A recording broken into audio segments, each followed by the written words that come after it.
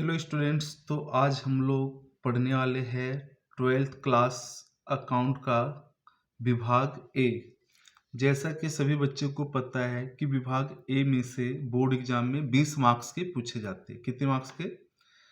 20 marks का पूछा जाता है बच्चे। तो आज हम लोग एमसीक्यू की प्रैक्टिस करने वाले हैं। और सबसे पहले आज की जो क्लास है वो हमारा पार्ट 1 के जितने भी एमसीक्यू है बच्चे वो सब करने वाले हैं। ठीक है। तो सबसे पहला जो चैप्टर है साझेदारी विषय प्रवेश। ठीक है। हमारा जो पहला चैप्टर है बच्चे उसका नाम क्या है? साझेदारी विषय प्रवेश। तो आज हम लोग इस चैप्टर के जितने भी एमसीक्यू है वो डिस्कस करने वाले हैं। ठीक है। तो सबसे पहले हम लोग हमारे सामने जो पहला एमसीक्यू है बच्चे, सभी बच्चे मेरे साथ साथ उसका आंसर भी बताएंगे और उसके बाद फिर मैं उसका आंसर भी लिखते जाऊंगा। तो हमारे पास जो पहला क्वेश्चन है यहाँ पे लिखा है बच्चे कि साझेदारों की पूंजी पर ब्याज साझेदार के लिए क्या है। तो सभी बच्चे बताएंगे कि साझेदारों की पूंजी पर ब्याज साझेदार के लिए क्या है। तो इसका आंसर होगा बच्चे कि साझेदारों की पूंजी पर ब्याज साझेदार के लिए क्या है ना। तो पता है इसका आंसर क्या होगा? तो इसका आंसर होगा आवक। क्या लिखेंगे बच्चे?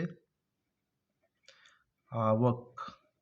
तो पहले का आंसर आ जाएगा आवक। ठीक है। उसके बाद बोला है भारतीय साझेदारी अधिनियम किस वर्ष में आया।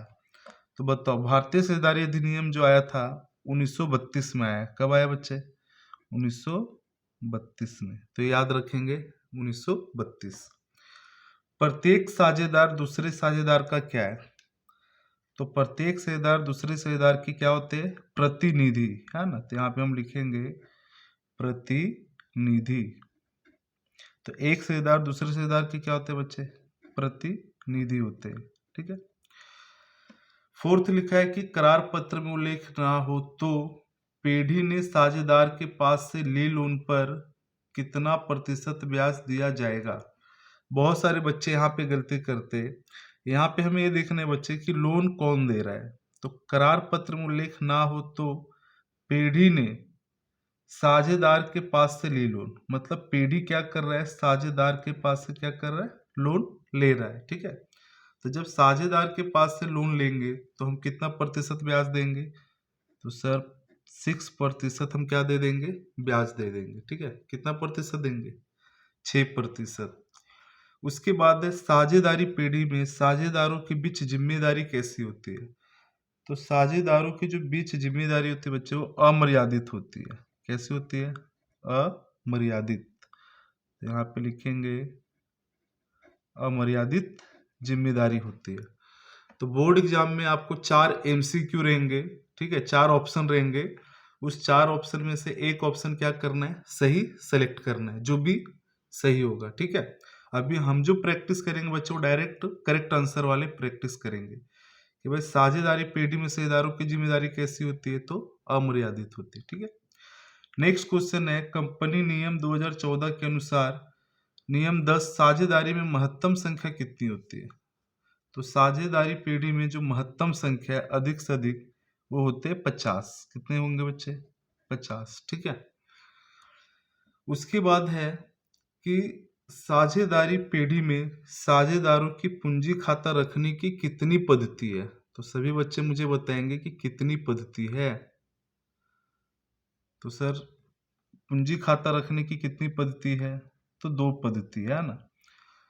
पहले पद्धति का नाम है अस्थिर पूंजी खाता पद्धति और दूसरा है स्थिर पूंजी खाता पद्धति। ठीक है। नेक्स्ट है साझेदारों के बीच करार पत्र तैयार ना हो तो लाभ हानि किस प्रमाण में बांटेंगे। बताओ बच्चे, अगर करार पत्र में उल्लेख ना हो तो लाभ हानि किस प्रमाण में बांटेंगे? तो सर हम लोग समान प्रमाण में बांटेंगे। कौन से प्रमाण में बच्चे? समान प्रमाण में बांटेंगे। और ये जो समान प्रमाण होता है इसी को हम लोग 1:1 भी बोलते हैं बच्चे, है ना। अगर 2 साझेदार है तो 1:1 के प्रमाण में बांट देंगे। ठीक है। उसके बाद है नेक्स्ट एमसीक्यू 9th। अब 9th में क्या बोला है कि अस्थिर पूंजी खाता पद्धति में साझेदारों का लाभ कौन से खाते कौन से पक्ष में लिखते हैं। तो सभी बच्चे फटाफट बताएंगे कि अगर अस्थिर पूंजी खाता पद्धति हो तो साझेदारों का लाभ कौन से खाते कौन से पक्ष में लिखते हैं। तो कभी भी बच्चे याद रखना कि अगर अस्थिर पूंजी खाता पद्धति हो तो हम लोग साझेदार के पूंजी खाते में जमा पक्ष में लिखेंगे। ठीक है, पूंजी खाता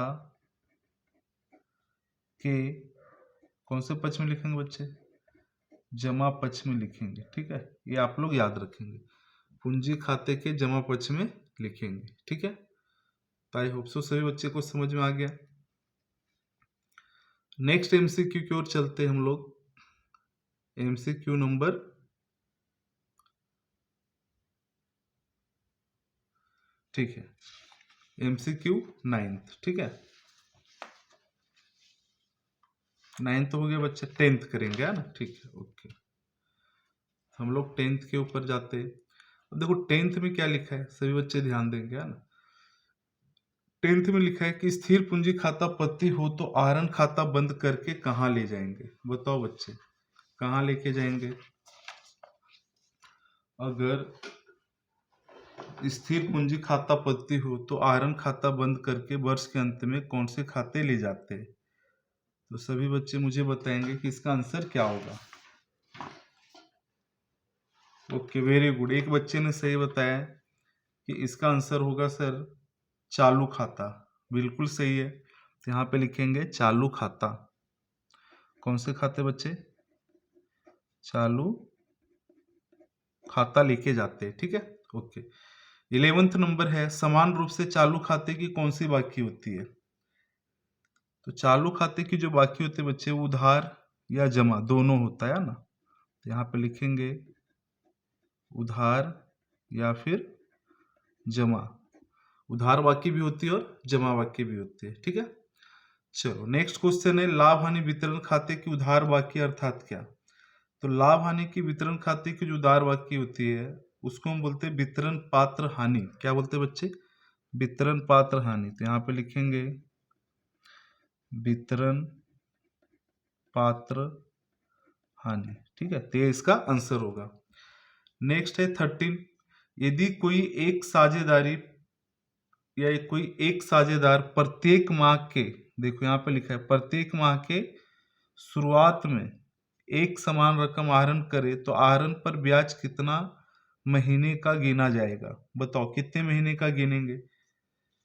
अगर शुरुआत में बच्चे तो हमने बताया था कि जब भी शुरुआत में होता है तो हम 78 महीने का ब्याज गिनेंगे। कितना, 78 है ना, 78 महीने का। अगर बीच में होगा तो 72 महीने का गिनते हैं, 72 महीने का। ठीक है, और अंत में रहेगा तो 66। ठीक है, तो सभी बच्चे ध्यान में रखेंगे। नेक्स्ट क्वेश्चन है बच्चे 14, ए बी और सी की पूंजी का प्रमाण दिया हुआ है 321। वर्ष के अंत में लाभ का वितरण पात्र लाभ 45,000 हो तो सी को कुल कितना लाभ मिलेगा। अब बताओ, ए बी सी की पूंजी का प्रमाण यहाँ पे क्वेश्चन में दिया है। तो जब कभी भी क्वेश्चन में पूंजी का प्रमाण दिया है तो हम लाभ हानि को किस प्रमाण में बांटेंगे, समान प्रमाण में। याद रखना बच्चे है ना, बराबर भाग में बांटते हैं। तो बताओ 45,000 है तो सी को कुल कितनी रकम मिलेगा।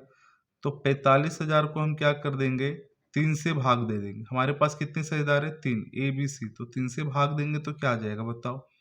तो सर आंसर आ जाएगा 15,000। ठीक है, तो यहाँ पे लिख देंगे 15,000। ठीक है, तो ये आपका ऑप्शन, तो जो ऑप्शन में 15,000 होगा उसको टिक कर देना है। ठीक है, नेक्स्ट है 15, साझेदारों के चालू खाते का जमा बाकी का ब्याज पीढ़ी के लिए क्या है। बताओ, चालू खाते की जमा बाकी का ब्याज पीढ़ी के लिए क्या होगा। तो चालू खाते की जो जमा बाकी का ब्याज होता है बच्चे, वो पीढ़ी के लिए क्या होता है, खर्च होता है। क्या होता है, खर्च। यहाँ पे लिखेंगे खर्च। ठीक है, नेक्स्ट है एमसीक्यू नंबर 16। ठीक है, तो सभी बच्चे ध्यान देंगे यहाँ पे 16 नंबर। ठीक है, अब यहाँ पे देखो 16। ठीक है, तो 16 में क्या बोला है कि ए बी और सी की पूंजी का प्रमाण 321 है। तो वर्ष के अंत में वितरण पात्र लाभ कितना दिया बच्चे, 66,000। तो सी को कुल कितना लाभ मिलेगा। अगर यहाँ पे ध्यान दो तो यहाँ भी क्वेश्चन में कौन सा अनुपात दिया है, पूंजी का परिमाण। तो जब कभी भी क्वेश्चन में पूंजी का परिमाण दिया है तो हम लोग बराबर भाग में बांटते हैं, ठीक है। तो बताओ 60,000 डिवाइड बाई क्या कर देंगे 3, तो कितना आ जाएगा, सॉरी 66,000 है बच्चे, तो 66,000 डिवाइड बाई 3 यानी कितना मिल जाएगा 22,000 लाभ मिलेगा। कितना लाभ मिलेगा 22,000, ठीक है। नेक्स्ट है 17 यहाँ लिखा है यदि करार पत्र में उल्लेख ना हो तो पूंजी पर ब्याज कितना प्रतिशत देंगे। जब कभी भी क्वेश्चन में अगर लिखा होता है कि कितना प्रतिशत देंगे तो सभी बच्चों के मन में होता है कि 6% देंगे, लेकिन क्वेश्चन को ध्यान में से पढ़ना है बच्चे कि करार पत्र में उल्लेख ना हो तो पूंजी पर ब्याज, किस पे ब्याज बोला है, पूंजी पर ब्याज कितना प्रतिशत देंगे। तो इसका आंसर होगा कुछ नहीं, है ना, कुछ नहीं देंगे, है ना, मतलब पूंजी पर ब्याज देंगे ही नहीं, ठीक है। नेक्स्ट है साझेदारों का आहरण पर ब्याज साझेदार के लिए क्या है। तो साझेदारों का अगर आहरण है बच्चे, अगर कोई साझेदार आहरण करता है तो उसका जो ब्याज होता है वो साझेदार के लिए खर्च होता है। क्या होता है, खर्च। तो सभी बच्चे याद रखेंगे, उसका आंसर हो जाएगा खर्च, ठीक है। नेक्स्ट है साझेदारों के चालू खाते की उधार बाकी का ब्याज पीढ़ी के लिए क्या है। अगर उधार बाकी का ब्याज है तो पीढ़ी के लिए क्या होगा, तो सभी बच्चे बताओ। अगर उधार बाकी का ब्याज है बच्चे तो पीढ़ी के लिए होता है आवक। क्या होगा, आवक, ठीक है। आवक भी बोल सकते हैं या इसी को हम क्या बोलते हैं, आय बोलते हैं, ठीक है। आई होप से इतना समझ में आ गया होगा। तो इतने सारे एमसीक्यू अच्छे तरीके से आपको याद करना है, पढ़ना है, प्रैक्टिस करना है, ताकि बोर्ड एग्जाम में जो 20 मार्क्स का एमसीक्यू आने वाले हो 20 का 20 क्या होने जाने बच्चे, सही होना चाहिए, है ना, ठीक है। तो एमसीक्यू बहुत ध्यान से पढ़ने हैं क्वेश्चन को और उसके आंसर को टिक करने हैं, ठीक है। ओके स्टूडेंट्स, तो नेक्स्ट एमसीक्यू है 20, है ना। यहाँ पे लिखा है हंगामी पूंजी प्रथा में, हंगामी का मतलब होता है परिवर्तनशील पूंजी खाता पत्ती। क्या होता है, इसको बोलते हैं परिवर्तनशील, ठीक है, परिवर्तनशील पूंजी खाता पत्ती। और इसी का एक और नाम होता है बच्चे अस्थिर। क्या होता है, अस्थिर, ठीक है। परिवर्तनशील का मतलब क्या होता है, अस्थिर पूंजी खाता पत्ती। तो बताओ अगर अस्थिर पूंजी खाता पत्ती है तो साझेदार के भाग का जो लाभ है वो कौन से खाते कौन से पक्ष में लिखते हैं, बताओ। तो सर अगर अस्थिर पूंजी खाता पत्ती होगा तो साझेदार का जो लाभ होता है वो पूंजी कहाँ लिखेंगे बच्चे, कहाँ लिखेंगे, फटाफट सोच के बताओ। तो सर पूंजी खाते जमा पक्ष में लिखेंगे, बिल्कुल सही आंसर है ना, पूंजी खाते जमा पक्ष में लिखेंगे। तो यहाँ पे लिखेंगे पूंजी, पूंजी खाता के जमा पक्ष में लिखेंगे, ठीक है। तो जो भी साझेदार का लाभ होगा बच्चे वो पूंजी खाते के जमा पक्ष में लिखेंगे, ठीक है। चलो नेक्स्ट क्वेश्चन है कौन सी पद्धति में पूंजी की रकम बदलने से पूंजी पर ब्याज हर वर्ष बदलता रहता है, कौन सी पद्धति है। तो उस पद्धति का नाम है बच्चे अस्थिर पूंजी खाता पद्धति। क्या है, अस्थिर पूंजी खाता पद्धति। तो सभी बच्चे याद रखेंगे अस्थिर पूंजी खाता पद्धति। इस पद्धति में जो पूंजी पर ब्याज होता है वो प्रत्येक वर्ष क्या होता है, बदलता रहता है, ठीक है। तो इस तरीके से फर्स्ट चैप्टर के सारे एमसीक्यू हमने कर लिए, ठीक है। अब हमारा जो नेक्स्ट चैप्टर है जिसमें से एमसीक्यू पूछे जाएंगे बच्चे, उस चैप्टर का नाम है ख्याति का मूल्यांकन, चैप्टर नंबर 3, ठीक है। तो सभी बच्चे मेरे साथ साथ ध्यान देंगे यहाँ पे। अब बताओ सबसे पहला क्वेश्चन है कि अपेक्षित लाभ का सूत्र क्या है, ठीक है। तो अपेक्षित लाभ का सूत्र होता है बच्चे विनियोजित पूंजी। कौन सी पूंजी, विनियोजित, विनियोजित पूंजी गुने अपेक्षित मुआवजा दर। क्या लिखते हैं बच्चे, अपेक्षित मुआवजा दर, ठीक है। और आप चाहो तो डिवाइड बाय 100 भी कर सकते हैं या फिर विनियोजित पूंजी गुने अपेक्षित मुआवजा दर। यहाँ पे जो दर होगा बच्चों किस में होगा, प्रतिशत में होगा, है ना, तो ये ध्यान रखना है। तो अपेक्षित लाभ का सूत्र क्या है, तो विनियोजित पूंजी गुने अपेक्षित मुआवजा दर, ठीक है।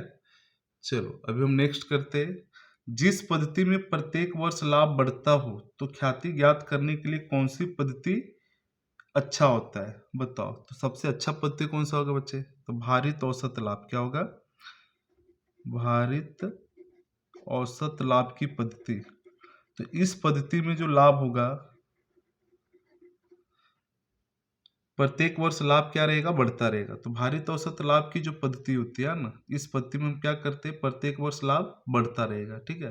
तो जब प्रत्येक वर्ष लाभ बढ़ता है तो हम कौन सी पद्धति से ख्याति ज्ञात करेंगे, तो भारित औसत लाभ, ठीक है।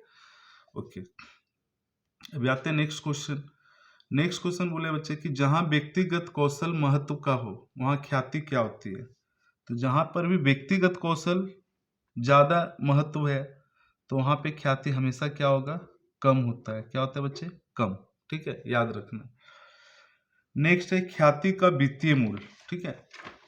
ख्याति का जो वित्तीय मूल होगा बच्चे, ठीक है, वो किस पे निर्भर करता है। तो ख्याति का वित्तीय मूल किस पे निर्भर करेगा, बताओ। तो इसमें 4 विकल्प दिए रहेंगे एग्जाम में, ठीक है। आपको उसमें से क्या करना है, एक विकल्प सही खोजकर लिखना है।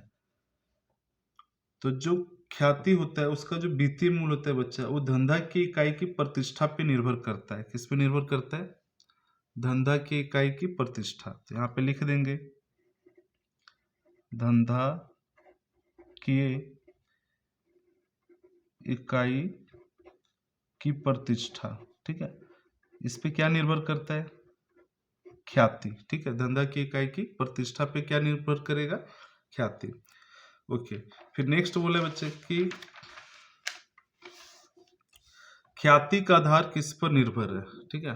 ख्याति का आधार किस पर निर्भर है, तो बताओ ख्याति का आधार किस पे निर्भर होगा, फटाफट बताओ सभी बच्चे। तो ख्याति का जो आधार होता है बच्चे, है ना, वो किस पे निर्भर करता है,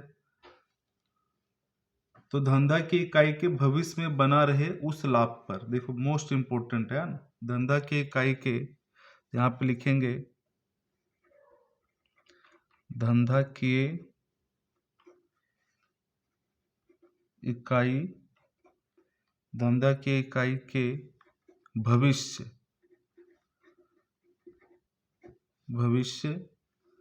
में बना रहे उस लाभ पर, ठीक है। तो ख्याति का जो आधार होगा वो धंधा की इकाई के भविष्य में बना रहे उस लाभ पर होता है, ठीक है। नेक्स्ट बच्चे क्वेश्चन है ख्याति किस प्रकार की संपत्ति है। ये तो सभी बच्चे को पता है, ख्याति कैसे संपत्ति होती है, अदृश्य संपत्ति है, ठीक है। तो यहाँ पे लिख देंगे अदृश्य।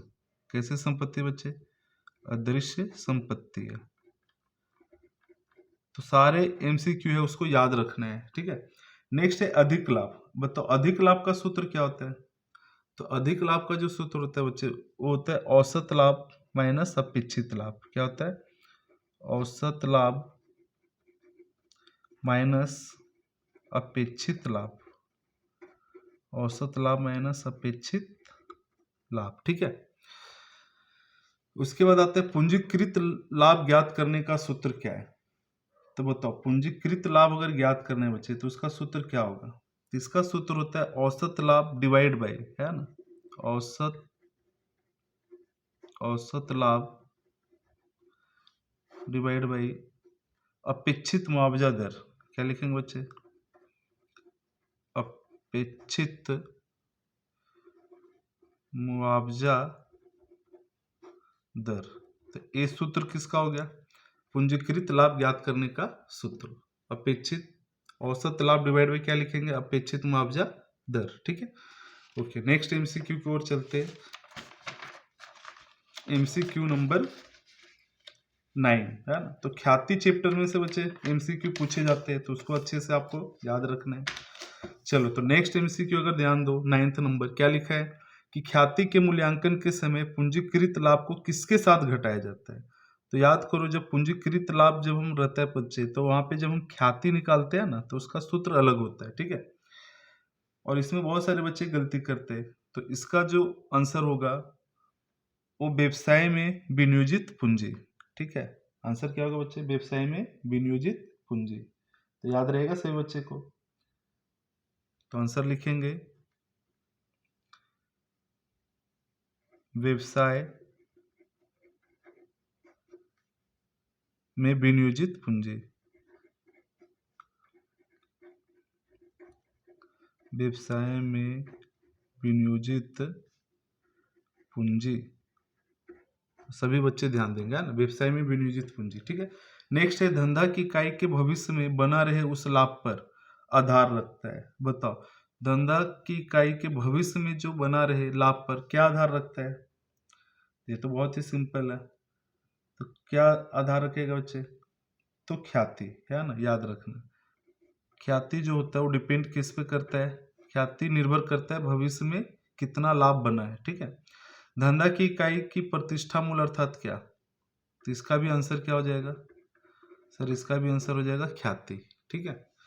चलो फिर नेक्स्ट है औसत लाभ को पूंजीकृत करने की पद्धति के अनुसार ख्याति अर्थात। अब बताओ, औसत लाभ को अगर हमें पूंजीकृत करना है, पूंजीकृत करने की पद्धति के अनुसार, तो ख्याति अर्थात क्या होगा? तो बताओ, तो ख्याति अर्थात में हम क्या आंसर लिखेंगे?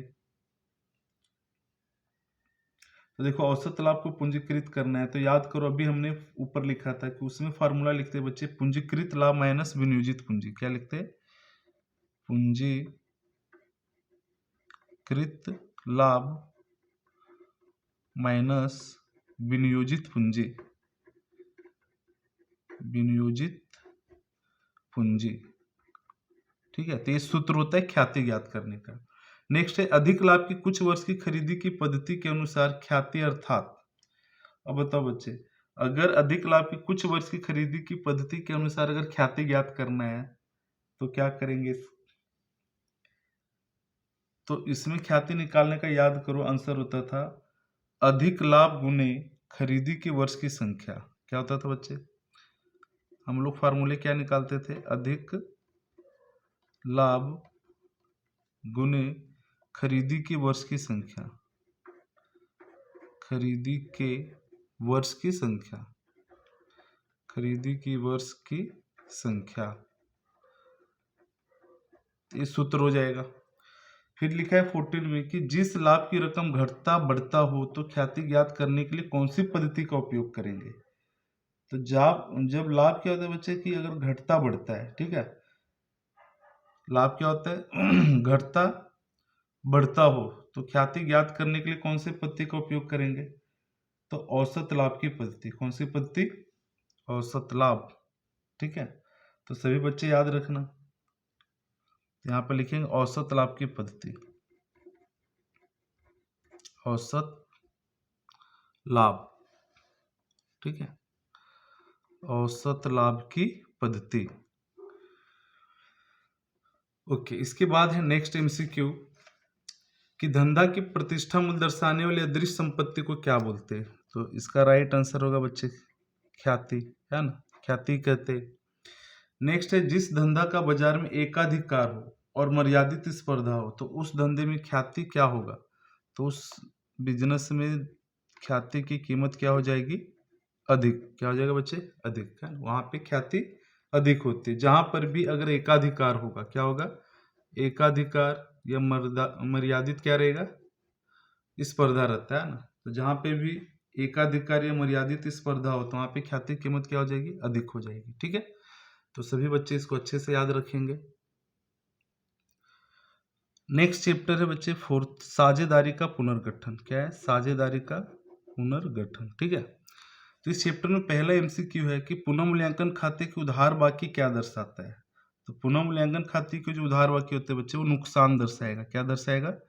नुकसान। तो यहाँ पे लिखेंगे नुकसान। ठीक है। नेक्स्ट है पुनः मूल्यांकन खाते की जमा बाकी क्या दर्शाएगा? तो जमा बाकी होता है बच्चे तो क्या दर्शाएगा?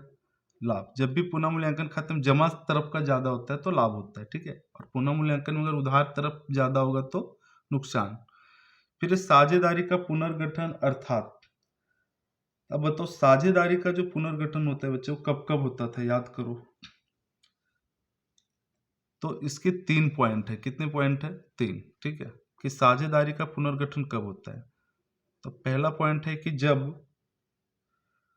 चालू साझेदारों की लाभ हानि के प्रमाण में परिवर्तन हो। जब चालू साझेदार के लाभ हानि में परिवर्तन, लाभ हानि में क्या होगा बच्चे, परिवर्तन।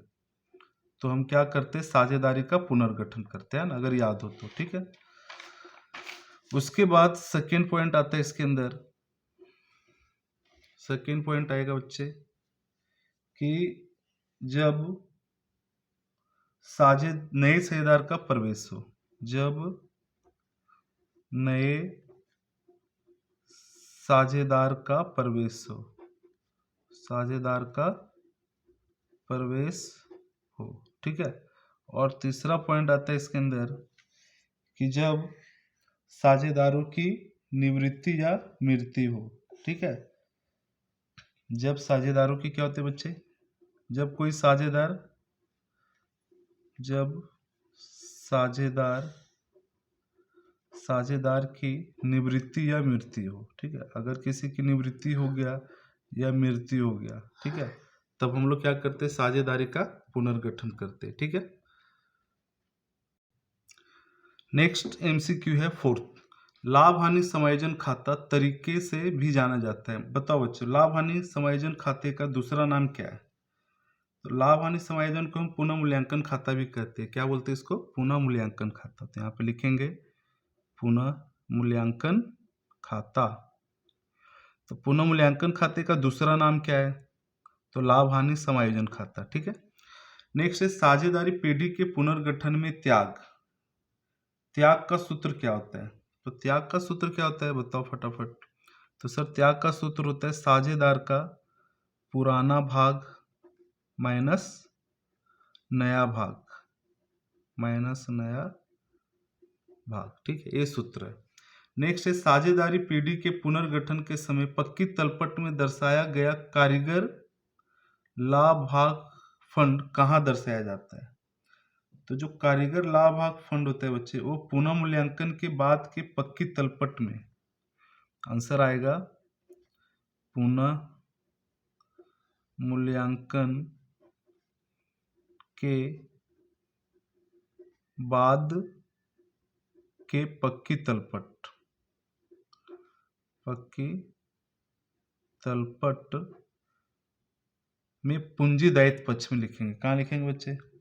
पूंजी दायित्व पक्ष में लिखते हैं, ठीक है। अगर याद हो तो कारीगर लाभ भाग फंड क्या होता था?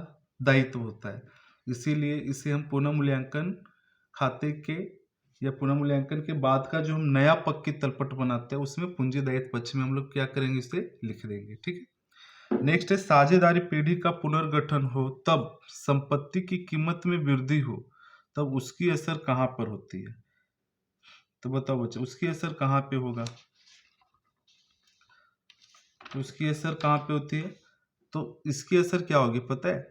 संपत्ति की कीमत में हम क्या करते थे, इसको जोड़ते थे, ठीक है। जब भी संपत्ति की कीमत में क्या हो जाएगा, वृद्धि होगा, तो एक तो संपत्ति की कीमत में क्या करेंगे, जोड़ेंगे, और दूसरा हम पुनः मूल्यांकन खाते में जमा पक्ष में लिखते हैं। तो इसका आंसर लिखेंगे कि संपत्ति की कीमत में जोड़ेंगे, संपत्ति की कीमत में क्या करेंगे बच्चे, जोड़ेंगे, ठीक है, जोड़ेंगे, ठीक है, यानी वहां जाकर प्लस कर देंगे। और पुनः मूल्यांकन खाते में कहाँ पे लिखेंगे? तो पुनः मूल्यांकन में जमा पक्ष में लिखेंगे, क्योंकि जब संपत्ति कीमत बढ़ता है तो लाभ होता है ना, इसलिए पुनः मूल्यांकन खाते में कहाँ लिखेंगे बच्चे, जमा पक्ष में। तो जमा पक्ष में लिख देंगे, ठीक है। नेक्स्ट है साझेदारी पेढ़ी का पुनर्गठन हो तब दायित्व की कीमत में कमी हो, तब उसकी असर कहाँ पर होती है? बताओ बच्चे, अगर दायित्व की कीमत में कमी होगा तो पहला तो दायित्व में से घटा देंगे और दूसरा पुनः मूल्यांकन खाते में जमा पक्ष में लिखेंगे। दायित्व में अगर कमी होता है तो हमारे लिए क्या है, प्रॉफिट है, लाभ है ना। जब भी दायित्व की कीमत में कमी होगा तो हमारे लिए क्या होता है बच्चे, लाभ। तो पहला तो दायित्व में घटाएंगे, तो यहाँ पे लिख देंगे दायित्व में क्या करेंगे, घटाएंगे, ठीक है, दायित्व में से घटाएंगे। और पुनः मूल्यांकन खाते में कहाँ लिखेंगे? तो पुनः मूल्यांकन जो खाता होगा उसके जमा पक्ष में लिख देंगे, क्योंकि लाभ हुआ है ना। तो जमा पक्ष में लिखेंगे। तो ये याद रखने बच्चे, ठीक है। नेक्स्ट है पुनः मूल्यांकन खाते को दूसरे किस नाम से जाना जाता है। तो अभी हमने बताया था लाभ हानि समायोजन खाता। कौन सा खाता बच्चे? लाभ हानि समायोजन खाता। कौन से नाम से जानेंगे? लाभ हानि समायोजन खाता। तो पुनः मूल्यांकन खाते का दूसरा नाम है लाभ हानि समायोजन खाता, ठीक है। नेक्स्ट है पुनः मूल्यांकन खाते का लाभ या नुकसान किस परिमाण में शेयरधारकों के बीच बांटा जाता है। बताओ, पुनः मूल्यांकन खाते का जो लाभ होता है उसको किस परिमाण में हम बांटते हैं? पुनः मूल्यांकन खाते का लाभ या नुकसान किस परिमाण में शेयरधारकों के बीच बांटते हैं? बताओ बच्चे, कौन से परिमाण में बांटते थे? तो पुराने लाभ हानि के परिमाण में। इसका आंसर क्या होगा? पुराने लाभ हानि के परिमाण में। तो याद रखेंगे पुराने लाभ हानि के परिमाण में, ठीक है। कभी भी पुनः मूल्यांकन में जो भी लाभ या नुकसान होगा बच्चे, लाभ होगा या नुकसान, उसको कौन से परिमाण में बांटेंगे? पुराने परिमाण में बांटते हैं। तो पुराने लाभ हानि के परिमाण में बांट देंगे, ठीक है। नेक्स्ट है साझेदारी पेढ़ी के पुनर्गठन के समय पक्की तलपट में दर्शाया गया एकत्रित लाभ कहाँ दर्शाया जाता है? अगर साझेदारी पेढ़ी का पुनर्गठन हुआ है उस समय पक्की तलपट में दर्शाया गया एकत्रित लाभ, तो एकत्रित लाभ कहाँ दर्शाते थे बच्चे? याद करो।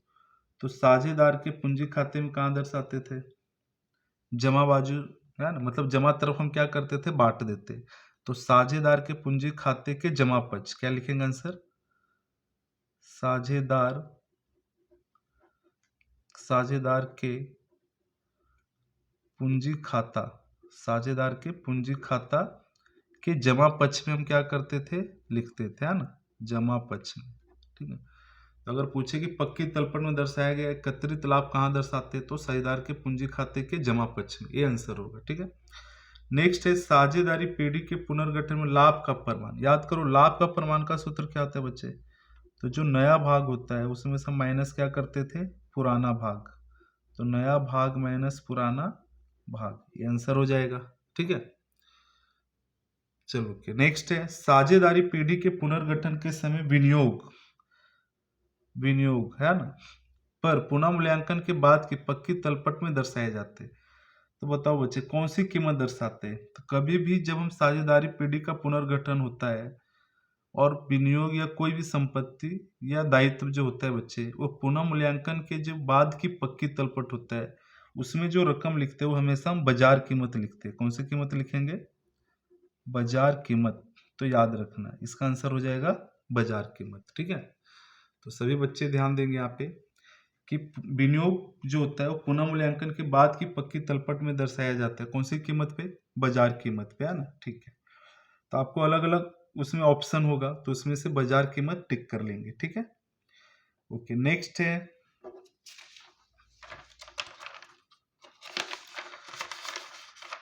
अभी सभी बच्चे ध्यान देंगे, जो नेक्स्ट एमसीक्यू है साझेदारी का पुनर्गठन हो तब बनाया जाता है। बताओ बच्चे साझेदारी का पुनर्गठन होगा तो क्या बनाया जाता है? तो सर पुनः मूल्यांकन खाता बनाते हैं। तो इसका आंसर हो जाएगा पुनः मूल्यांकन खाता, ठीक है। पुनः मूल्यांकन खाता। जब भी साझेदारी का पुनर्गठन होगा तो हम क्या बनाएंगे? पुनः मूल्यांकन खाता बनाएंगे, ठीक है। याद रहेगा सभी बच्चे को, ठीक है। नेक्स्ट साझेदारी पेढ़ी का पुनर्गठन हो तब संपत्ति की कीमत में कमी हो तब उसकी असर कहां पर होती है? तो बताओ बच्चे साझेदारी का पुनर्गठन होगा तब संपत्ति की कीमत में कमी हो तो उसकी असर कहां पे होगा? तो संपत्ति की कीमत में जब कमी होता है तो एक तरह से क्या है? ये नुकसान है ना। तो जब नुकसान होगा तो एक तो पुनः मूल्यांकन खाते में उधार तरफ लिखेंगे और दूसरा संपत्ति में से घटाएंगे, ठीक है, क्योंकि कमी हो रहा है। तो यहाँ पे लिखेंगे संपत्ति में से क्या करेंगे बच्चे? संपत्ति में से घटाएंगे, संपत्ति में घटाएंगे, ठीक है। और पुनः मूल्यांकन खाते में कहाँ लिखेंगे? तो पुनः मूल्यांकन खाते में हम उधार पक्ष में लिखेंगे। कहाँ लिखेंगे बच्चे? पुनः मूल्यांकन खाते के उधार पक्ष में, ठीक है।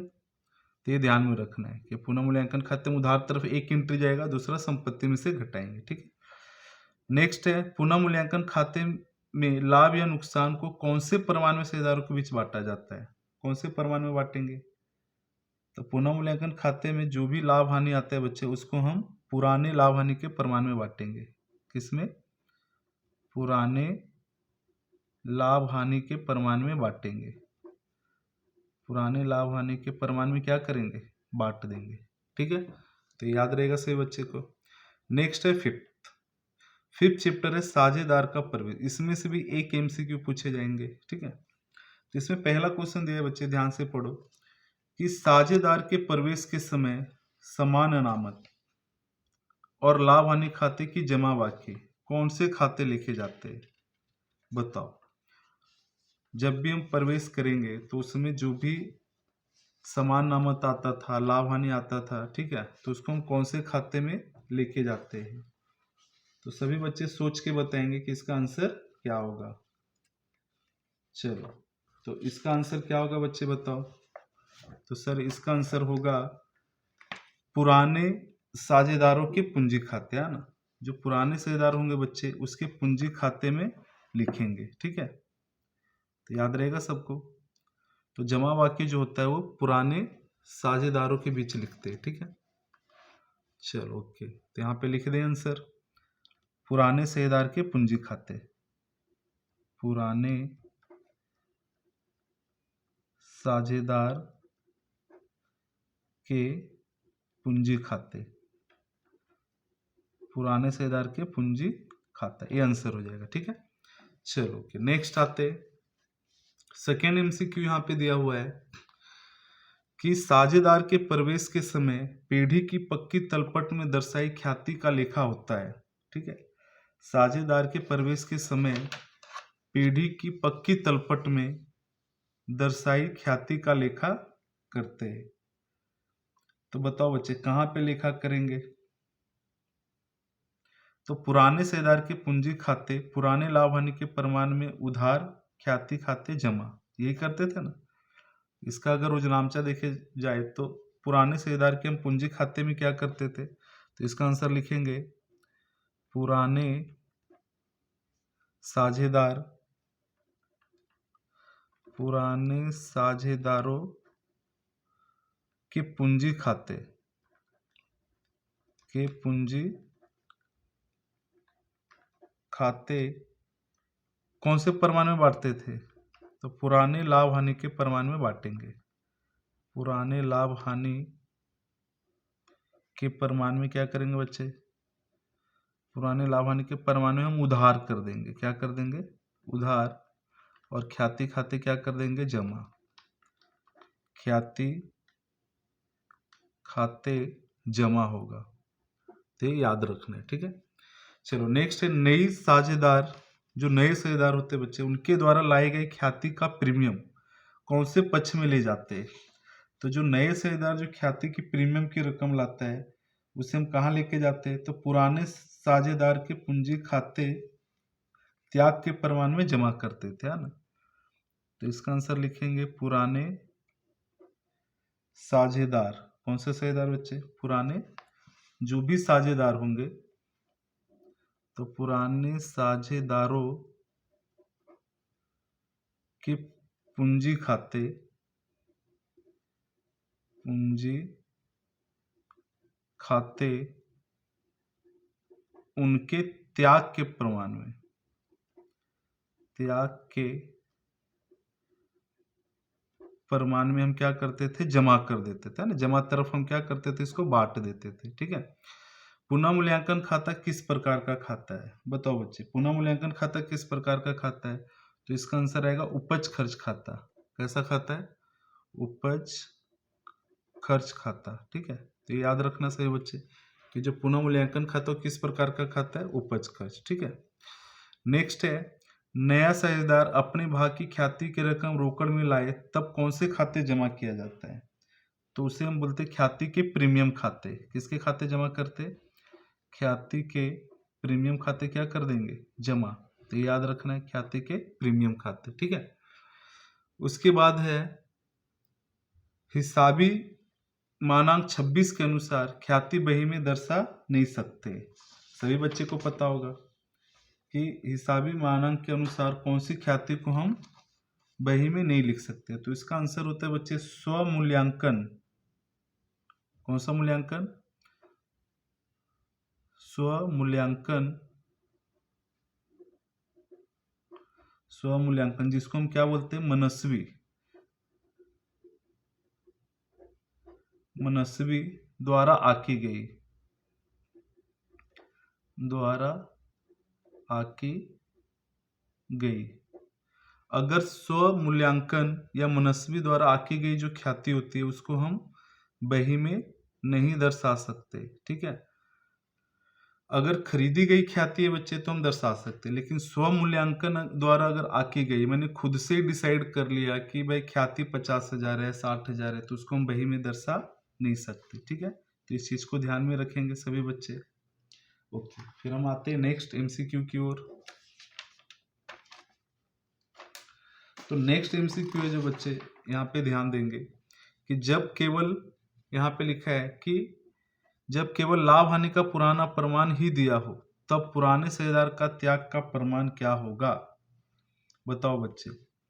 तो जो पुराना प्रमाण होगा वही हमारा त्याग का प्रमाण हो जाएगा। ठीक है, जो पुराना प्रमाण होता है वही हमारा क्या बनेगा? त्याग का प्रमाण, याद रखना। तो जो त्याग का प्रमाण होगा बच्चे वो कौन सा हो जाएगा? पुराना प्रमाण। ठीक है, कब? जब क्वेश्चन में केवल क्या दिया हो? लाभ हानि का पुराना प्रमाण, तब त्याग का प्रमाण क्या बनेगा? पुराना प्रमाण। ठीक है, चलो नेक्स्ट है, पुराने साझेदार को भी अपने भाग की ख्याति संजोगों में अन्य पुराने साझेदार को देनी पड़ती है। कई बार ऐसा होता है कि नया साझेदार जो ख्याति लाता है उसे पुराने साझेदार आपस में बांट लेते हैं, लेकिन कभी कभी ऐसी परिस्थिति होती है जब पुराने साझेदार को भी अपने भाग की ख्याति देनी पड़ती है ना। तो बताओ ऐसे कब सिचुएशन आएगा बच्चे जब पुराने साझेदार क्या करेंगे? अपने भाग की ख्याति देंगे। सोच के बताओ।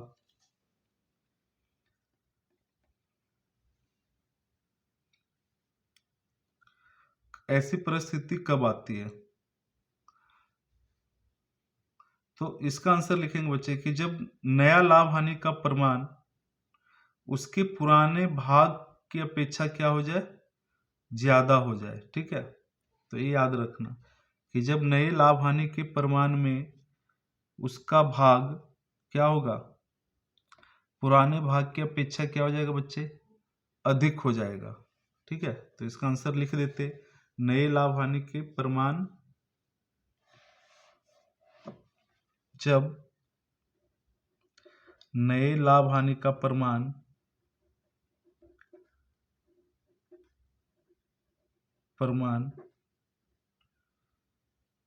पुराने भाग की अपेक्षा अधिक हो, पुराने भाग की अपेक्षा अधिक हो, अपेक्षा अधिक हो जाए। ठीक है, तो जब नए लाभ हानि का प्रमाण क्या होगा? पुराने भाग की अपेक्षा अधिक हो जाता है, तो फिर क्या करना पड़ेगा? जो पुराने साझेदार होगा उसे भी ख्याति की रकम देना पड़ता है। ठीक है, चलो नेक्स्ट है 9th, पुनः मूल्यांकन खाते का लाभ या हानि डैश खाता डैश ले जाया जाता है। बताओ बच्चे कहाँ कहाँ लेके जाएंगे? तो पुराने साझेदार के पुराने प्रमाण में, है ना। लाभ हानि कहाँ लेके जाएंगे? तो देखो अगर पुनः मूल्यांकन खाते का लाभ या हानि होता है बच्चे, ठीक है, तो उसको हम कहाँ लेके जाएंगे और कौन से खाते में लेके जाते हैं? ठीक है, तो इसका आंसर सभी बच्चे सोच के बताओ क्या होगा? पुनः मूल्यांकन खाते का लाभ हानि डैश खाता डैश ले जाया जाता है। सभी बच्चे बताएंगे। तो इसका आंसर लिखेंगे, पुराने साझेदार पुराने प्रमाण में ले जाते हैं। पुराने साझेदार पुराने प्रमाण में क्या करते हैं बच्चे? पुराने प्रमाण में ले जाते हैं। ठीक है, तो याद रखने से बच्चे को। नेक्स्ट है 10th, नए साझेदार के प्रवेश के समय पीढ़ी की पक्की तलपट में दर्शाए गए अनामत की बाकी किस प्रमाण में किस पक्ष में बांटा जाता है? तो पक्की तलपट में जितने भी अनामत होंगे बच्चे उसको हम क्या करते हैं? बांटते हैं साझेदारों के बीच में, है ना। ठीक है, तो किसके किसके बीच में बांटेंगे? तो ये जब भी बांटेंगे तो ये थोड़ा सा ध्यान रखना, जो पुराने सेवादार होंगे बच्चे, क्या पुराने, नए को नहीं देते, ठीक है, किसको देंगे? पुराने साझेदार के पूंजी खाते, कहाँ पे बच्चे? पूंजी, पुराने साझेदार के पूंजी खाते और पुराने परमान में जमा करते हैं। कौन से भाग में बांटेंगे? पुराने परमान में क्या कर देंगे? जमा। जमा पक्ष में हम क्या करते हैं? पुराने साझेदार के भी जितने भी अनामत होगा उसको हम पुराने परमान में क्या करेंगे? बांट देंगे, ठीक है। चलो नेक्स्ट है 11th, नए साझेदार के प्रवेश के समय पीढ़ी की पक्की तलपट में दर्शाई ख्याति कौन से पक्ष में लिखा जाता है? तो अगर पक्की तलपट में बच्चे अगर ख्याति दर्शाया है तो उसको पुराने साझेदार के पूंजी खाते में पुराने परमान में उधार करते हैं। मतलब जो ख्याति होगा पक्की तलपट में उसे पुराने साझेदार, ठीक है, नए को नहीं देते, ठीक है, पुराने साझेदार के पूंजी खाते, पुराने साझेदार के पूंजी खाते में पुराने परमान में क्या करेंगे? पुराने परमान में उधार कर देंगे बच्चे। क्या कर देंगे? उधार। याद करो पक्की तलपट में जो ख्याति होता था उसे हम साझेदार के बीच क्या करते थे? पुराने परमान में बांटते थे। लेकिन किस पक्ष में बांटते थे? तो पूंजी खाते में कौन से पक्ष में? उधार पक्ष में बांटते थे, ठीक है। नेक्स्ट है, जब नया साझेदार द्वारा निजी तरीके से ख्याति लाया जाए तो पीढ़ी की बही में होता है। निजी तरीके से अगर कोई भी साझेदार ख्याति की रकम लाए तो उसकी कोई प्रविष्टि नहीं होती बच्चे, ठीक है, कोई प्रविष्टि नहीं होगा, ठीक है। निजी तौर पे अगर कोई देता है तो उसकी कोई प्रविष्टि नहीं होगा, ठीक है। ओके, नेक्स्ट है, साझेदार के प्रवेश के समय पीढ़ी की बही में नहीं दर्शाई जिम्मेदारी नई पीढ़ी की बही में तरीके दर्शाया जाता है। तो अगर कोई भी नहीं दर्शाई जिम्मेदारी है, ठीक है, तो नई पीढ़ी में हम बही में तरीके दर्शाया जाता है। तो कौन से तरीके से दर्शाएंगे बच्चे? तो अगर जिम्मेदारी है तो इसको दायित्व है ना, इसको कौन से पक्ष में लिख देंगे? दायित्व पक्ष में लिख के दर्शा देंगे, ठीक है। ओके, उसके बाद नेक्स्ट है,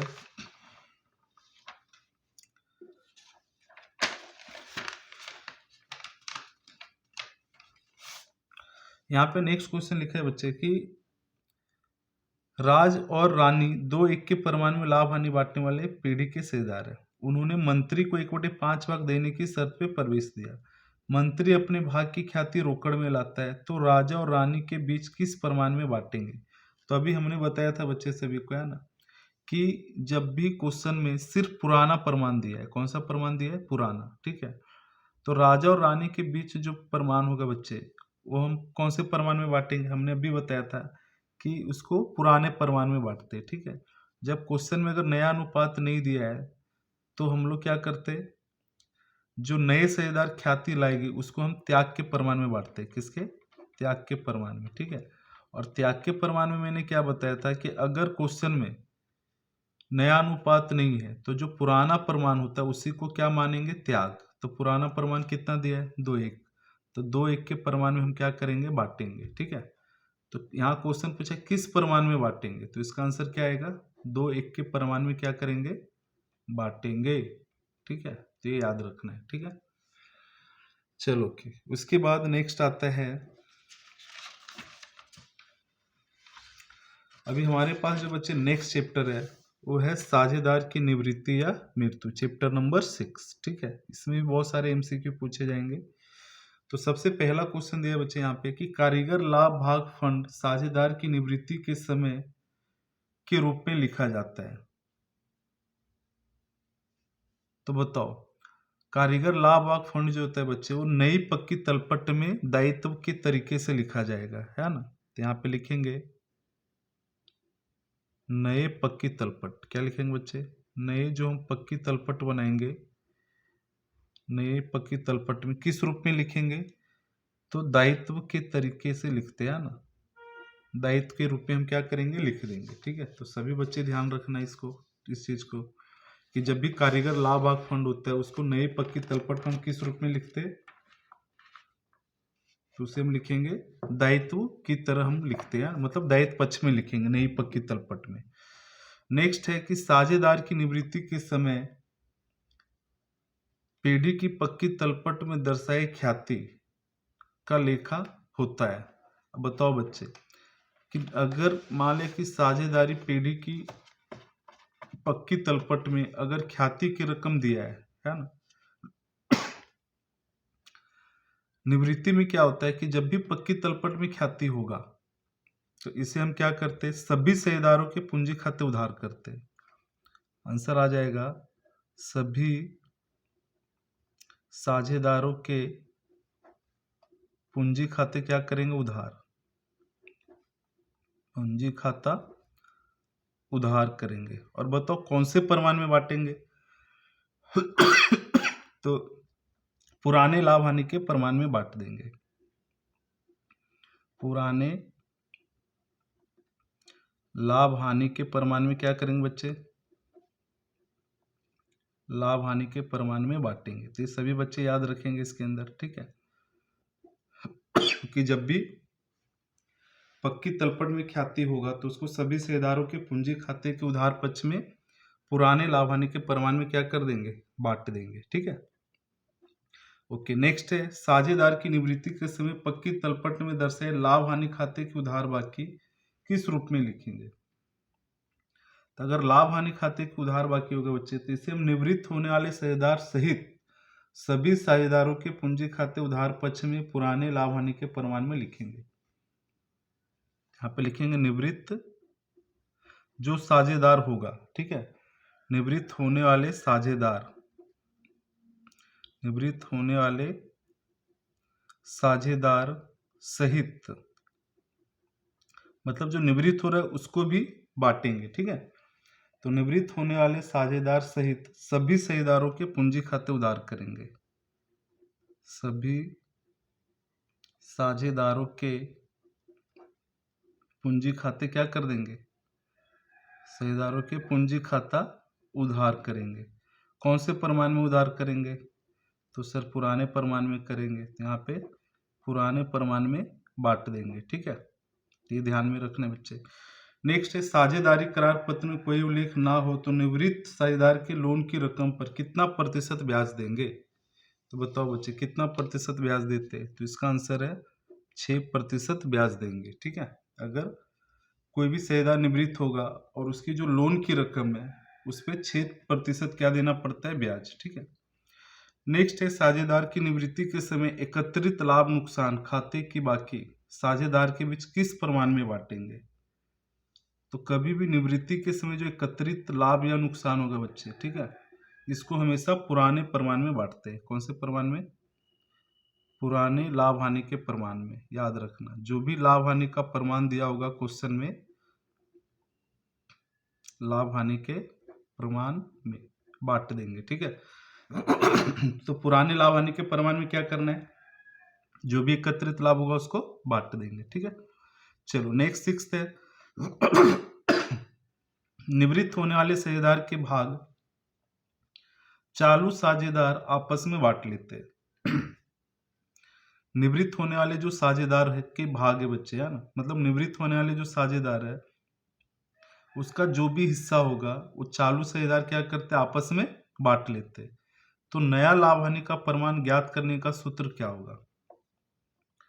तो नया प्रमाण का जो सूत्र होगा बच्चे, नया प्रमाण बराबर जो नया प्रमाण होगा वो क्या लिखेंगे हम लोग, पुराना भाग प्लस क्या कर देंगे, लाभ, ठीक है।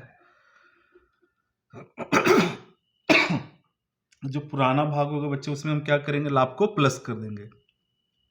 तो नया प्रमाण का सूत्र क्या हो जाएगा, पुराना भाग प्लस लाभ, तो ये याद रखना है।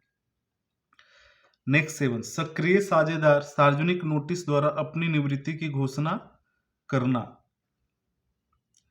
तो इसमें सभी बच्चे ध्यान देंगे कि जो सक्रिय साझेदार होते हैं, ठीक है, कौन से साझेदार, सक्रिय साझेदार,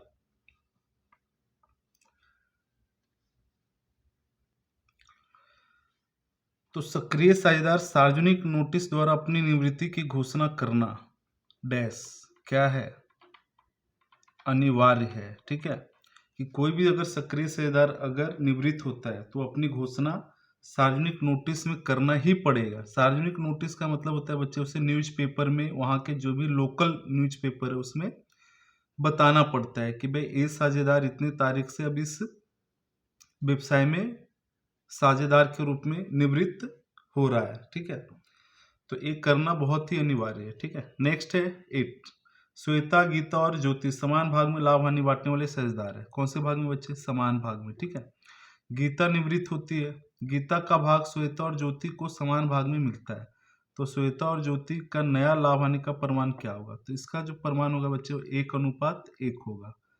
ठीक है, कितना हो जाएगा? 1:1।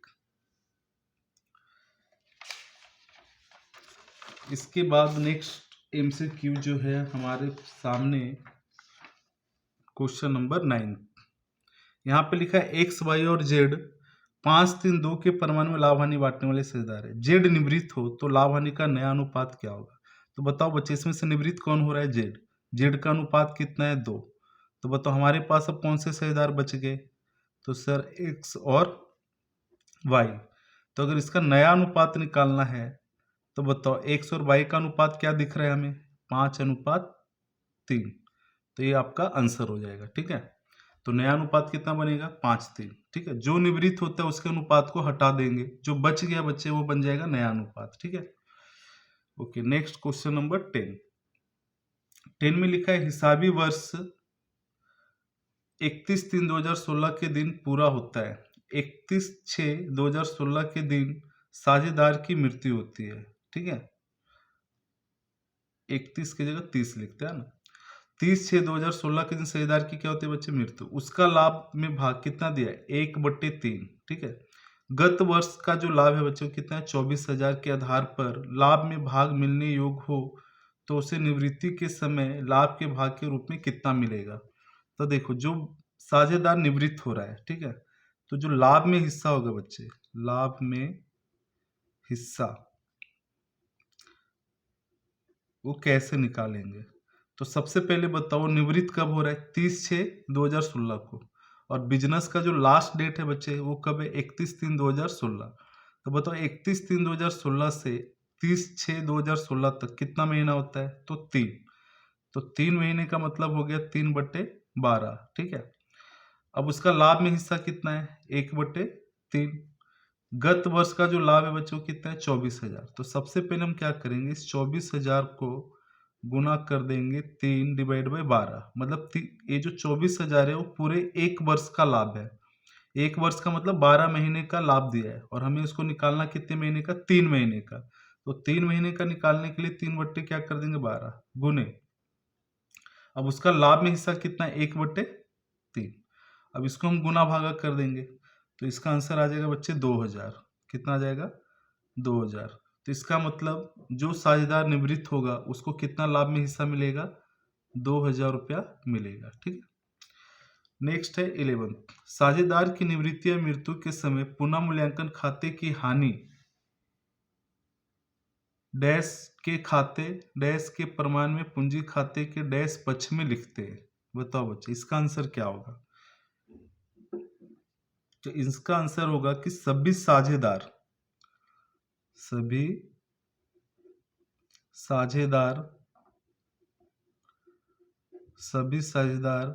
के खाते लिखेंगे, है ना। और कौन से प्रमाण में लिखेंगे बच्चे? तो पुराने लाभ हानि के प्रमाण में, पुराने लाभ हानि के प्रमाण में। ठीक है, और कौन से पक्ष में लिखेंगे? तो इसको हम लिखेंगे उधार पक्ष में। कहाँ लिख देंगे? उधार पक्ष में। तो जब किसी साझेदार की निवृत्ति या मृत्यु होगा तो उस समय जो पुनः मूल्यांकन खाते की हानि होगा उस सभी साझेदार के बीच में पुराने लाभ हानि के प्रमाण में और उधार पक्ष में लिखते हैं। ठीक है, तो ये याद रखना है। नेक्स्ट 12th बोला है कि निवृत्त होने वाले साझेदार के अतिरिक्त साझेदारों में से कोई एक साझेदारी को भी ख्याति तब मिलती है। अब जो निवृत्त हो रहे हैं बच्चे साझेदार, है ना, तो जो बाकी के बचे हुए साझेदार है उनको ख्याति देना पड़ता है। ठीक है, लेकिन यहाँ क्वेश्चन में बोला है कि अतिरिक्त साझेदारों में से कोई एक साझेदार को भी ख्याति मिलती है, तो ख्याति कब मिलेगा बताओ, कब हम ख्याति देंगे?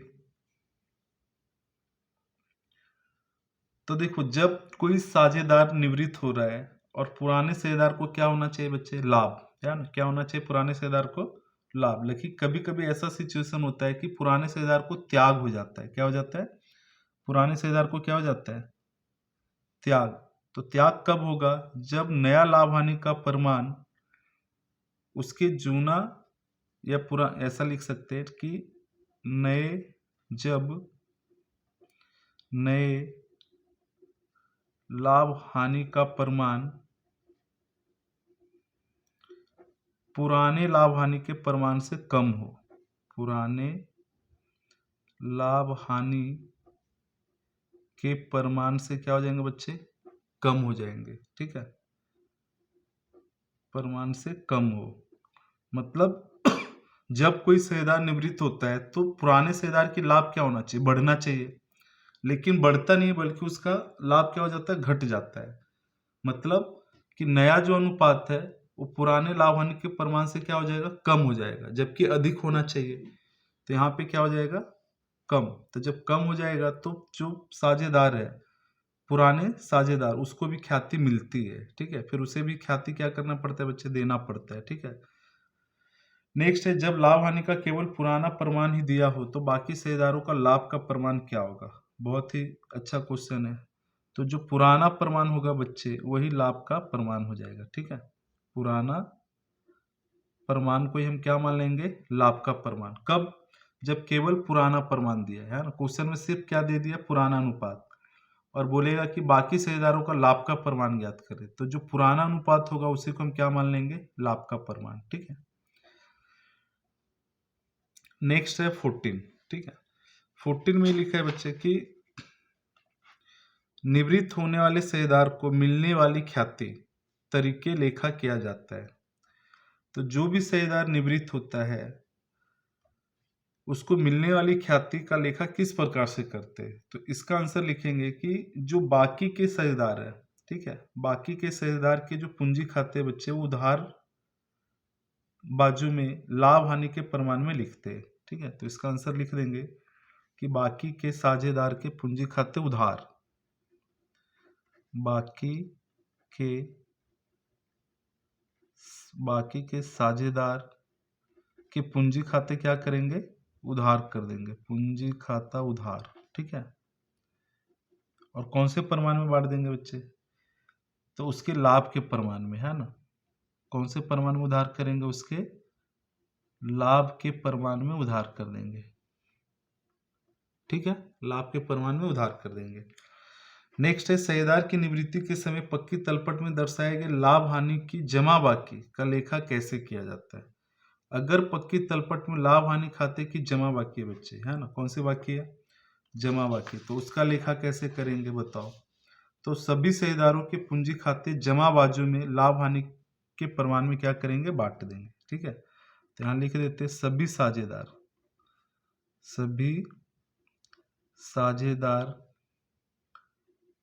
के पूंजी खाते क्या करेंगे? जमा पक्ष। कौन से पक्ष में बच्चे?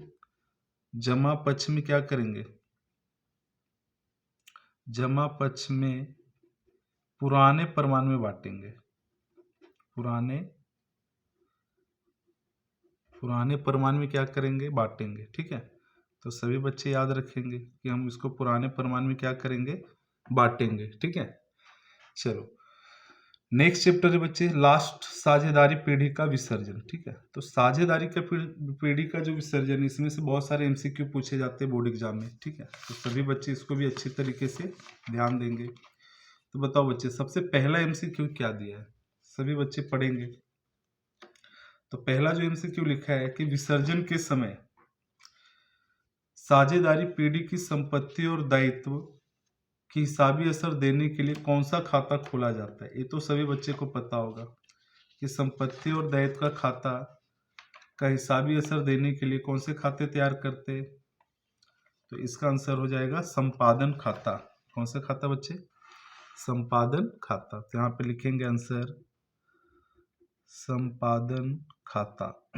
इसी को हम माल मिल्कत निकाल खाता भी बोलते हैं और इसी को वसूली खाता भी बोलते हैं। क्या बोलते हैं बच्चे? वसूली खाता। तो सभी बच्चे ध्यान देंगे, ठीक है। इसके बाद नेक्स्ट है कि साझेदारी पेढ़ी का विसर्जन कितनी तरह से हो सकता है? तो साझेदारी पेढ़ी का जो विसर्जन होता है बच्चे वो 2 तरह से होता है। कितनी तरह से होता है? 2 तरह से कर सकते हैं, ठीक है। संपादन खाता किस प्रकार का खाता है? तो माल संपत्ति खाता है। कौन सा खाता है ये? माल संपत्ति खाता। तो सभी बच्चे याद रखेंगे। फोर्थ है साझेदारी पेढ़ी के विसर्जन के समय संपत्ति की उपज में से सर्वप्रथम कौन सा भुगतान किया जाता है? तो सर्वप्रथम हम कौन सा खर्च चुकाते हैं? तो सर विसर्जन खर्च को चुका देते सबसे पहले, ठीक है। तो विसर्जन खर्च को हम सबसे पहले क्या करते हैं? चुकाते हैं। नेक्स्ट है पेढ़ी के विसर्जन के समय पक्की तलपट में देनदार 24,000 है और डूबत अनामत 2500 है। तो वसूली खाते जमा पक्ष में कौन सी रकम लिखेंगे? तो याद करो बच्चे, जमा तरफ कौन सी रकम लिखेंगे? तो हमने बताया था जितने भी अनामत या प्रावधान होता है वो वसूली खाते में जमा पक्ष में लिखते थे, है ना। तो इसका मतलब कौन सी रकम लिखेंगे? तो आंसर आएगा 2500। कितना लिखेंगे? 2500, ठीक है। अगर पूछता उधार पक्ष में कितनी रकम लिखेंगे तो फिर लिखते 24,500, ठीक है। लेकिन क्वेश्चन में क्या पूछा है? जमा पक्ष में कितना लिखेंगे? तो 2500। नेक्स्ट है पेढ़ी के विसर्जन के समय समान नामत कारीगर का साथ मुआवजा फंड और लाभ हानि खाते की जमा बाकी कौन से खाते ले जाते हैं? तो इस साझेदार के पूंजी खाते लेके जाते हैं। कहाँ लेके जाते हैं बच्चे? साझेदार के पूंजी खाते। साझेदार के पूंजी खाते लेके जाएंगे, पूंजी खाता, ठीक है। विसर्जन खर्च क्या है? तो विसर्जन खर्च जो होता है बच्चे वो त्राहित पक्ष का दायित्व है, ठीक है। कौन से पक्ष का दायित्व है? त्राहित पक्ष का दायित्व, ठीक है। नेक्स्ट है पेढ़ी के विसर्जन के समय डूबत ऋण वापसी की रकम के हिसाबी असर कहाँ पे करते हैं? तो माल मिल्कत निकाल खाते के जमा पक्ष में, या फिर हम लिखते हैं वसूली खाते जमा पक्ष में। वसूली खाते के जमा पक्ष में हम लिखते थे। अगर डूबा हुआ ऋण वापस मिले तो वसूली खाते जमा पक्ष में क्या करेंगे बच्चे? उसकी एंट्री कर देंगे। नेक्स्ट है लाभ हानि खाते के उधार बाकी विसर्जन के समय कहाँ दर्शाते हैं? अगर लाभ हानि खाते के उधार बाकी है तो उसे विसर्जन के समय कहाँ दर्शाएंगे? तो पूंजी खाते में कहाँ दर्शा देंगे बच्चे? साझेदार के पूंजी खाते में उधार पक्ष में, ऐसा लिखेंगे ना। साझेदार के जो पूंजी खाता होगा ना उसके उधार पक्ष में लिखेंगे। कौन से पक्ष में बच्चे? उधार पक्ष, ठीक है। नेक्स्ट है साझेदारी पेढ़ी के विसर्जन के हिसाबी असर देने के लिए निम्न में से कौन सा खाता तैयार किया जाता है? तो बताओ विसर्जन के अगर हिसाबी असर देना है बच्चे तो कौन सा खाता तैयार करेंगे? ये तो बहुत ही सिंपल है। कौन से खाता तैयार करेंगे? अब यहाँ पे लिखा है कि साझेदारी पेढ़ी के विसर्जन के हिसाबी असर देने के लिए निम्न में से कौन सा खाता तैयार करेंगे? तो मान लेते हैं यहाँ पे तुमको ऑप्शन दिया हुआ है कि पहला दिया है बच्चे की ख्याति खाता। क्या दिया है? ख्याति खाता। दूसरा ऑप्शन सपोज दे दिया माल संपत्ति खाता, माल संपत्ति खाता। तीसरा ऑप्शन दे दिया उपज खर्च खाता, उपज खर्च। और चौथा ऑप्शन दे दिया है रोकड़ खाता, ठीक है। यह उचिंत खाता, ऐसा लिख देते हैं उचिंत खाता। तो बताइए चार में से कौन सा सही आंसर है? तो हम लोग माल मिल्कत निकाल खाते यानी वसूली खाते तैयार करते। कौन से खाते तैयार करते बच्चे? वसूली खाता तैयार करते, ठीक है। तो आंसर कौन सा हो जाएगा? सेकंड, है ना। ठीक है। नेक्स्ट है 11, साझेदारी पीढ़ी के विसर्जन के समय पीढ़ी की संपत्ति की उपज में से सर्वप्रथम कौन सा खर्च चुकाया जाता है? ये अभी हमने ऊपर ही किया था, विसर्जन खर्च। इसका आंसर क्या आएगा बच्चे? विसर्जन खर्च जो होता है उसको हम सबसे पहले चुकाते हैं ना। ओके, नेक्स्ट है विसर्जन के समय कौन से खाते की बाकी वसूली खाते ले जाया नहीं जाता है? बताओ बच्चे, विसर्जन के समय कौन सी ऐसे खाता है जिसकी बाकी हम लोग वसूली खाते में नहीं लेके जाते? तो याद करो, रोकड़ या बैंक। रोकड़ खाते की बाकी कभी भी हम वसूली खाते में नहीं लिखते हैं ना, तो रोकड़ या फिर बैंक खाता, इसकी बाकी हम वसूली खाते में लेके नहीं जाते है ना। ठीक है। नेक्स्ट है 13, विसर्जन के समय डूबत ऋण अनामत 4000 घटाने के बाद देनदार कितना है? 80,000। तो वसूली खाते के उधार पक्ष में देनदार की कौन सी रकम लिखेंगे? तो देनदार की जो रकम लिखेंगे बच्चे, अब देखो घटाने के बाद कितना है? 80,000 है। तो बताओ घटाने के पहले कितना होगा? जैसे मान लेते हैं यहाँ पे देनदार माइनस इसमें क्या करते थे बच्चे? डूबत ऋण अनामत, डूबत ऋण अनामत। तो बताओ घटाने के बाद जो है रकम कितना दिया है? 80,000, और डूबत या अनामत कितना दिया है? 4,000। तो बताओ देनदार कितना होगा? तो देनदार इसका मतलब होगा बच्चे 84,000 होगा, तभी तो 4,000 माइनस करने पे 80,000 आया। लेकिन जब हम वसूली खाते में उधार पक्ष में लिखेंगे तो हम ए वाली रकम नहीं लिखेंगे, फिर कौन सी रकम लिखेंगे? 84,000 है ना। तो इसलिए इसका आंसर क्या हो जाएगा बच्चे? 84,000। क्या हो जाएगा? 84,000। ठीक है। फिर 14 में पीढ़ी के विसर्जन के समय समान अनामत खाते की बाकी कौन से खाते लेके जाते हैं? तो देखो समान अनामत खाता जो होगा बच्चे, उसकी बाकी हम कौन से खाते लेके जाएंगे? पीढ़ी के विसर्जन के समय अगर समान अनामत खाता है तो उसकी बाकी हम साझेदार के पूंजी खाते लेके जाएंगे। कहाँ लेके जाएंगे? साझेदार के पूंजी खाते। पूंजी खाता कौन से पक्ष में लेके जाएंगे? तो जमा पक्ष में, और उसको पुराने परवान में क्या करेंगे? बांट देंगे। ठीक है। नेक्स्ट है पीढ़ी के विसर्जन के समय पक्की तलपट में दर्शाया प्रोविडेंट फंड की बाकी का लेखा कहाँ करेंगे? तो इसका लेखा करेंगे बच्चे वसूली खाते में जमा पक्ष में, है ना। वसूली खाता जमा पक्ष, कौन से पक्ष में लिखेंगे? जमा पक्ष में लेखा करेंगे। ठीक है। चलो नेक्स्ट है 16, साझेदार जब पीढ़ी के विसर्जन की कार्यवाही करने की जिम्मेदारी स्वीकार करता है और पीढ़ी विसर्जन खर्च चुकाता है, तब उसका लेखा कौन से खाते उधार होगा? तो उसका हम साझेदार के पूंजी खाते क्या करेंगे बच्चे? उधार करते थे, अगर याद हो तो, है ना। साझेदार के पूंजी खाता, साझेदार के पूंजी खाता हम क्या कर देंगे? उधार कर देंगे। ठीक है। नेक्स्ट है जब कोई एक साझेदार की निवृत्ति, मृत्यु, दिवालियापन या अन्य कारणों से धंधा बंद ना किया जाए और बाकी के साझेदार धंधा क्या करते बच्चे? चालू रखते, तब हम क्या कहते हैं उसके? तब उसे हम बोलते हैं साझेदारी का विसर्जन। कौन सा विसर्जन बोलेंगे उसे? साझेदारी का, साझेदारी का विसर्जन, ये याद रखना है ना। किसका विसर्जन बोलेंगे? साझेदारी का विसर्जन करते हैं। नेक्स्ट है 18, जब सभी साझेदार पीढ़ी के विसर्जन करने के लिए सहमत हो तब साझेदारी पीढ़ी का विसर्जन चाहे जिस समय हो सकता है उसे क्या कहते हैं? तो उसे हम बोलते हैं अनिवार्य विसर्जन या ऐच्छिक विसर्जन। क्या बोलते हैं बच्चे? ऐच्छिक, ऐच्छिक विसर्जन, है ना। जब चाहे तब कर सकते हैं। अगर सभी साझेदार अगर सहमत होंगे तो विसर्जन जब चाहे तब हो सकता है। ऐसे विसर्जन को हम क्या बोलते हैं? ऐच्छिक विसर्जन। ठीक है।